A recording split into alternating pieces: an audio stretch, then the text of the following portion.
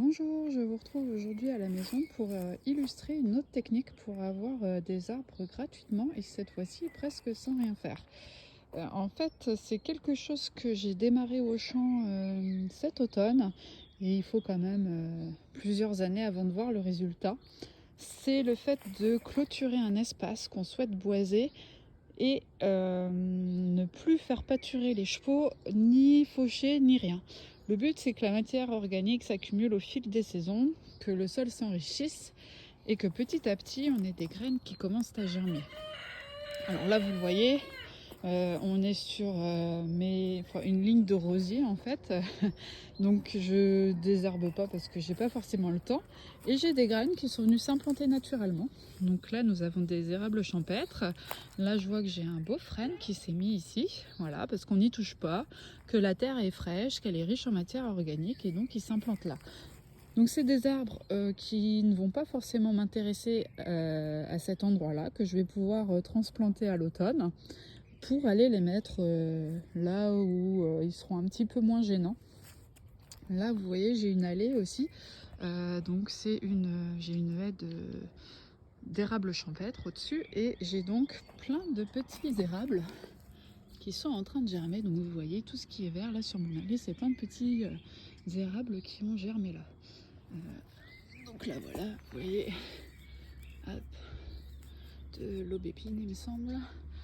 Donc voilà, dès qu'on arrête de toucher un sol, en fait les graines ont une chance de pouvoir germer. Je vais vous montrer un autre endroit qu'on laisse à l'abandon, enfin, qu'on n'entretient plus depuis qu'on a acheté la maison, donc ça doit faire à peu près 7 ans qu'on ne fauche plus et qu'on laisse la nature faire son œuvre.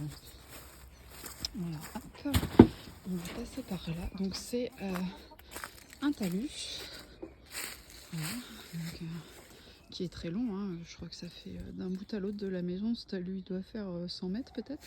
Et donc j'ai des arbres adultes qui sont en âge de fleurir et de donner des graines. Et en dessous, j'ai une multitude d'arbustes qui se sont installés sur un sol. Bon, alors sur cette partie-là, on n'est pas vraiment sur un sol riche, mais vous le voyez, il doit être quand même souple. Donc les arbres, enfin les graines arrivent à germer quand même sans problème.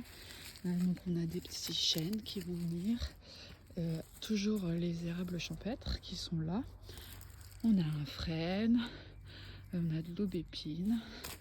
Ça doit être du troène, je crois. Donc ça, c'est toxique pour les chevaux.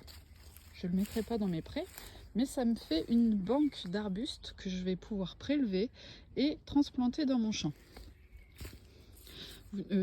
Après, l'espace que j'ai clôturé moi, j'ai une ligne de chêne et j'ai des frênes aussi. Donc le but en fait c'est de laisser également les chênes se développer et c'est un petit bois que je pourrais ouvrir par exemple d'avril à septembre disons, où il y aura moins de problèmes de glands et les chevaux je pense seront super contents d'avoir un petit parc boisé pour profiter de l'ombre l'été. Voilà, une autre technique toute simple. Alors là, vous voyez, j'ai une profusion d'arbustes qui sont exposés est. Donc voilà, l'est est à ma gauche. Ils sont à l'ombre, ils sont protégés du sud. Donc voilà, j'ai énormément d'érables, j'ai quelques frênes. J'en ai déjà prélevé quelques-uns des frênes. Donc voilà, j'ai pris les plus petits qui étaient plus faciles à transplanter. Ça doit être un cornoyer. Voilà. Donc là, voilà, on a un frêne qui débourre juste. Donc là, j'ai plein de petits frênes. Là, en fait, tous les bois un peu comme ça, là, vert gris, là, tout ça, ce sont des frênes. Là, on en voit encore un, là. Là, j'en ai un autre. Donc voilà, j'ai vraiment une ressource immense ici, sans rien faire. Juste, voilà, les graines qui ont eu la chance de pouvoir germer et ne pas être fauchées ni mangées. Donc voilà, une autre astuce gratuite.